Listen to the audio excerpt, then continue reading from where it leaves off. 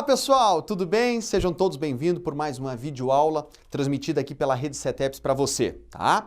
Hoje nós daremos continuidade exatamente à introdução ao direito civil quanto às obrigações. Falaremos exatamente a respeito dos seus elementos e fontes para fazer um complemento ao seu material didático. Espero poder colaborar com vocês quanto ao conhecimento dessa matéria. Vamos iniciar? Das obrigações. O conceito de obrigação é a relação jurídica de caráter transitório, estabelecida entre duas ou mais pessoas, cujo objetivo consiste numa prestação pessoal econômica, positiva ou negativa, devido pelo primeiro ao segundo, garantindo-lhe o adimplemento, ou seja, o pagamento. Em outras situações, seria exatamente falar que seria o direito das obrigações entre um credor e um devedor de uma relação de compra e venda. Dos elementos das obrigações, nós temos o elemento imaterial, o elemento subjetivo e o elemento objetivo. O que seria o elemento imaterial? É um vínculo jurídico, ou seja, é exatamente o que obriga as partes. É a legislação, é o ordenamento jurídico, é o primeiro requisito. O segundo elemento é exatamente o sujeito da relação, seja ele o ativo, o credor, ou ele o sujeito passivo, que seria o devedor. E o elemento objetivo, que é exatamente a prestação, ao qual pode ser positiva, a prestação de dar ou fazer, ou a negativa, que é a prestação de não fazer, que nós vamos ver daqui a pouquinho. Então, em resumo, os elementos precisam exatamente ter o quê? A legislação, as partes e a sua obrigação. As fontes da lei diz que a lei é a fonte primária ou imediata de todas as obrigações, pois como podemos apontar em páginas anteriores, os vínculos obrigacionais são relações jurídicas. Contratos são tidos como fonte principal do direito obrigacional. Os atos ilícitos e o abuso de direito gera o dever de indenizar. É forçoso entender que constitui abusos de direito. Ou seja, nós temos uma lei que é o nosso ordenamento jurídico e ela deve ser obedecida. Quando existe a vontade das partes, tem que ser transmitido para um contrato, ok? Para que ele tenha essa validade jurídica.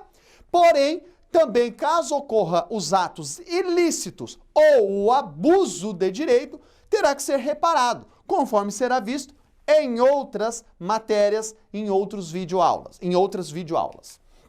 Os atos, eles podem ser unilateral, são as declarações unilaterais de vontade. Seria uma promessa de recompensa, da gestão de um negócio, do pagamento indevido ou do enriquecimento sem causa. Como a própria palavra diz, ela é um ato unilateral. Apenas uma única pessoa envolvida é responsável por isso. Os títulos de crédito já são exatamente aqueles que produzem um efeito legal, ou seja, ele é possível. Somente produz efeito quando preenche os requisitos da lei. São os documentos que trazem em seu bojo com caráter autônomo a existência de uma relação obrigacional de natureza privada entre as partes envolvidas. Quanto a essa fonte, a obrigação, conforme falado nos primeiros slides, ela pode ser positiva de dar, como positiva de fazer, que é subdividida, ou exatamente a obrigação negativa de não fazer. Vamos entender isso aí um pouquinho melhor? A obrigação positiva de dar é exatamente a obrigação de dar uma coisa certa, também denominado como uma obrigação específica, obrigação de dar coisa incerta ou obrigação genérica, ou seja, é o ato de eu dar uma coisa para uma pessoa, certo? De entrega de algo para ela que é possível, que é determinada ou que é incerta, porém é uma obrigação genérica. Quando a positiva de fazer, nós temos a obrigação de fazer através de algo fungível ou infungível. O que é uma obrigação fungível? É aquela que pode ser substituída por uma outra questão.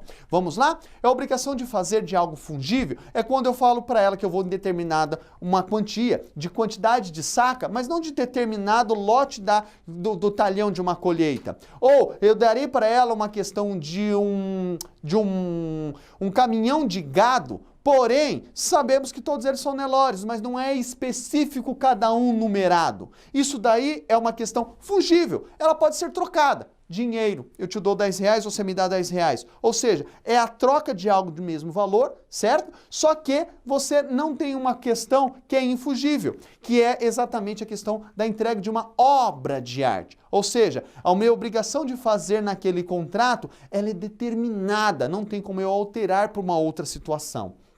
Já a obrigação negativa, diferente das positivas, é o ato de não fazer, ou seja, não construir no terreno adquirido um edifício superior à altura determinada de um andar. Ou seja, naquela região não pode. Então o que acontece? Você pode fazer um imóvel, você pode entregar um imóvel, só que não fazer é o inverso. Existe uma restrição quando exatamente a sua obrigatoriedade de fazer, ok? Continuando. Quanto à complexidade do objeto, se classificam em uma obrigação simples. O que seria o primeiro obrigação simples? É exatamente que há uma só prestação. Na compra e venda de bem determinado, basta eu dar o bem para uma pessoa e essa é a única prestação. Ela é única. Foi entregue, assunto resolvido. Exatamente, existe a obrigação composta. Na obrigação composta, há uma pluralidade de objetos e de prestações, podendo ser subdividida. Então, ou seja, ela tem outros atos de desdobramentos. A obrigação composta, objetiva cumulativa.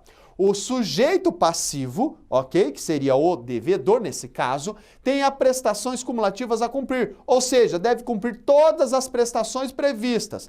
Uma coisa é outra coisa para entregar o todo. A obrigação composta objetiva alternativa, veja, cumulativa, alternativa. Ela é o inverso. A obrigação se apresenta com mais de uma prestação, bastando que uma delas seja cumprida para que se cumpra toda a obrigação. Se a escolha vai acontecer via de regra, caberá ao devedor, tá? Não é ao credor. Então ela é concentrada para ele. Então ele não tem que fazer a entrega de um e outro. É um ou outro. Basta que será compreendido e concretizado esse direito da obrigação. Solidariedade. Quando na mesma obrigação concerne mais de um credor, ou mais de um devedor, cada um com direito ou obrigação à dívida toda. A própria palavra fala solidariedade. Não sei se você já ouviu falar ou se recordou de uma responsabilidade solidária. É praticamente a mesma coisa, onde uma ou mais pessoas são solidáveis exatamente para quitar uma obrigação. Essa solidariedade ela é ativa quando um dos credores solidários tem direito a exigir do devedor o cumprimento de uma prestação por inteiro. É apenas ele, ponto. Então eu exijo que você cumpra o seu dever comigo. Na solidariedade passiva, na obrigação solidária passiva, o credor tem o direito de exigir a receber de um, de alguns ou de todos os devedores. Ou seja, em um contrato existe mais do que um agente passivo, mais do que um devedor. Posso obrigar que apenas um, apenas dois ou que todos cumpram com o seu dever.